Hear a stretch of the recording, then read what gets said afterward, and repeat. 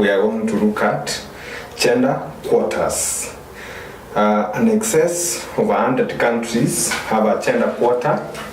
In Kenya, it is called a third gender rule.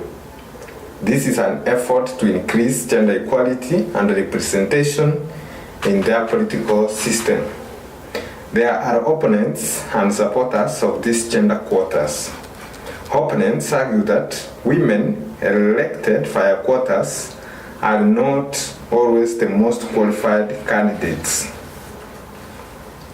In Sweden municipality, the quota raised female representation from 35 to 50% to 50 percentage points. In 1993, the Social Democratic Party of Sweden introduced a strict gender quota for candidates in local elections. Gender quotas provide more opportunities for women. The quota was introduced in 1993. The list of nominees are to be sieved.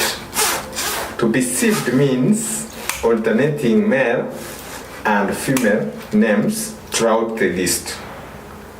This is not what we practice in Kenya.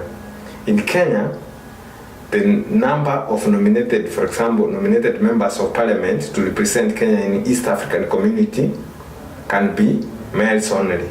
For example, the Wiper party nominees were males only, predominantly. But in Sweden, their list was to be sieved. Sieved come from the word sip. So, if you write the name of a male, the next one should be a female, followed by a male, followed by a female, followed by a male. So it is alternating male and female names. This means that sipping ensures a 50-50 balance in proportion of men and women. There is a 50-50 balance in proportion of men and women. And then we will have a look at some of the countries with the largest number of elected women, or with the percentage of women elected in their national assemblies. Rwanda takes the top position. Elections were conducted on 16th of September 2013. Elections in Rwanda were conducted on 16th of September 2013. There were 80 seats which were contested, whereby 49 were women. 49 winners were women. This was 61.3% of the total number of seats in the National Assembly. The second country was Bolivia. In Bolivia, elections were conducted on 12th of October 2014. There were 130 seats, 69 women emerged winners, accounting for 53.1% of the total number of seats. The third country was Cuba. Elections were conducted on 3rd of February 2013. There were a total of 612 seats. Oh, wow. These are many. There are 612 seats in the National Assembly. 299 were women, accounting for 48.9%. If I jump to position number 6 according to International Parliamentary Union, Sweden was number 6. It conducted its elections on 14th of September 2014. Out of 349 seats, 152 were women, accounting for 43.6%.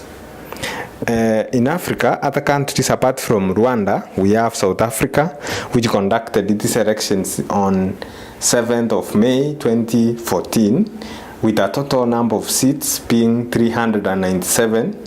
166 were snatched by women. Women won 166 seats, accounting for 41.8% of the total seats.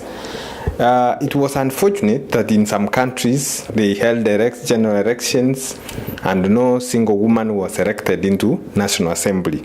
Some of these countries include Qatar. In Qatar, they conducted their elections on 1st of July 2013. There were a total of 35 seats. There were 0 women who made it to the National Assembly. In Papua New Guinea, elections were conducted on 24th of June 2017, this year. There were a total of 106 seats. None was taken by women. So women did not make it to the National Assembly. This is so sad that women are never represented or were never represented in the case of the 24th of June 2017 elections in Papua New Guinea. Qatar, the same thing. Not a single woman made it to the National Assembly. The other countries where 0 women made it to the National Assembly include Vanuatu and Yemen. These are countries where women are never, I can't say are never, but were never elected during these particular elections. So that is the belief about gender quota in our political systems. From Sweden, where 50% of the total elected members of National Assembly are supposed or are required by law to be women, to Vanuatu and Yemen and Qatar and Papua New Guinea, where elections were conducted and not a single woman made it to the National Assembly. Up to that point, now you are in perspective. You understand the relationship between our third gender rule, where it says that not more than 2/3 of members of National Assembly, of members of the County Assembly should be of the same sex. For example, should not be male only. More than 2/3 should not be males or females. Up to that point, you are up to date on issues of gender quotas around the world. Thank you for watching this video episode on Kerosi TV. Until I see you next time on the web, thank you very much, and do not forget to subscribe to our YouTube channel by clicking the subscription button below. Thank you very much. Have a good night.